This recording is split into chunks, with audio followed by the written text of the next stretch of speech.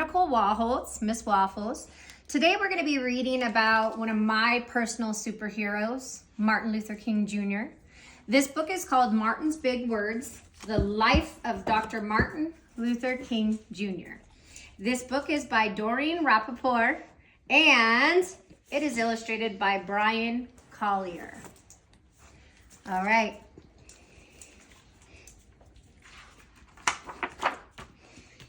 Martin's Big Words. There is an author's note, which is really, really interesting. And if you do get this book, I really suggest you read it. It just talks about how Martin Luther King made such an impact on the author, but also on the world. So here we go. All right. Everywhere in Martin's hometown, he saw the signs, white only. His mother said these signs were in all southern cities and towns in the United States. Every time Martin read the words, he felt bad. Until he remembered what his mother told him. You are as good as anyone.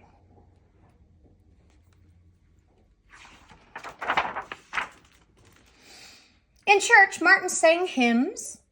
He read from the Bible. He listened to his father preach. These words made him feel good.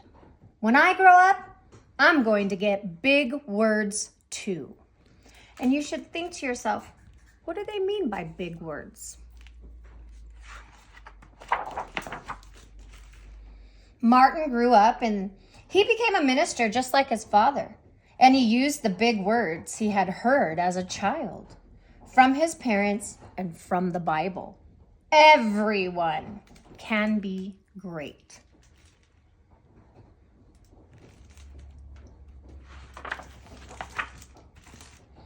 He studied the teachings of Mahatma Gandhi. He learned how the Indian nation won freedom without ever firing a gun. Martin said, love when others said hate. Hate cannot drive out hate. Only love can do that. Think about that. Hate cannot drive out hate. Only love can do that.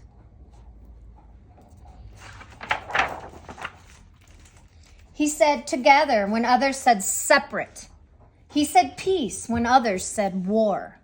Sooner or later, all the people of the world will have to discover a way to live together.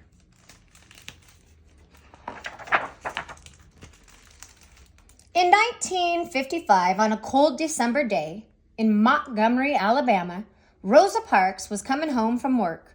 A white man told her to get up from her seat on the bus so he could sit. She said no and was arrested. Montgomery's black citizens learned of her arrest. It made them angry. They decided not to ride the buses until they could sit anywhere they wanted. That is a very, very important story. You should definitely read up about Rosa Parks and the bus boycott. For 381 days, I want you to think about that. There's 365 days in a year. For 381 days, they walked to work and school and church. They walked in rain and cold and in blistering heat. Martin walked with them and talked with them and sang with them and prayed with them until the white city leaders had to agree they could sit anywhere they wanted. When the history books are written, someone will say there lived black people who had the courage to stand up for their rights.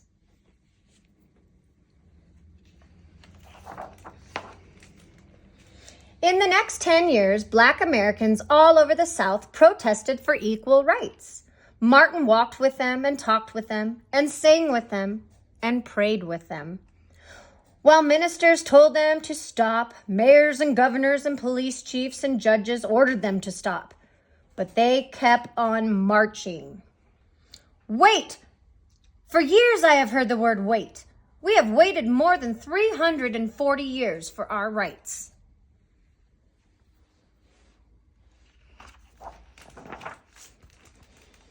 They were jailed and beaten and murdered, but they kept on marching. Some Black Americans wanted to fight back with their fists.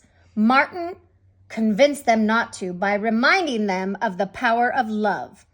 Love is the key to the problems of the world. Love.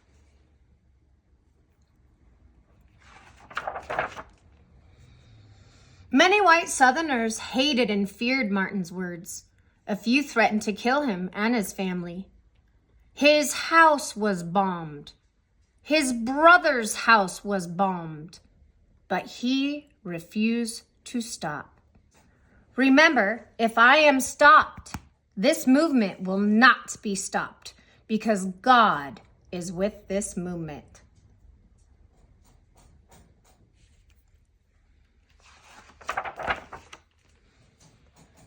The marches continued. More and more Americans listened to Martin's words. He shared his dreams and filled them with hope. I have a dream that one day in Alabama, little Black boys and Black girls will join hands with little white boys and white girls as sisters and brothers.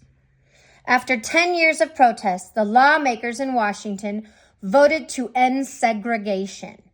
The white-only signs in the South came down.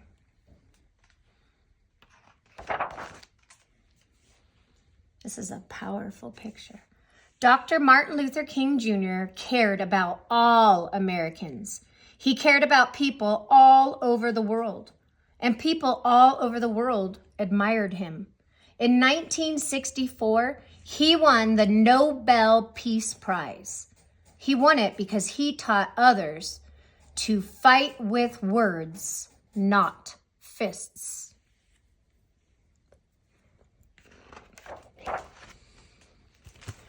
Martin went wherever people needed help. In April 1968, he went to Memphis, Tennessee. He went to help garbage collectors who were on strike. He walked with them and talked with them and sang with them and prayed with them.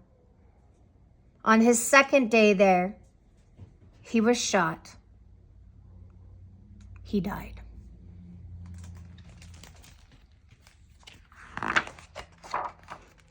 His big words are alive for us today.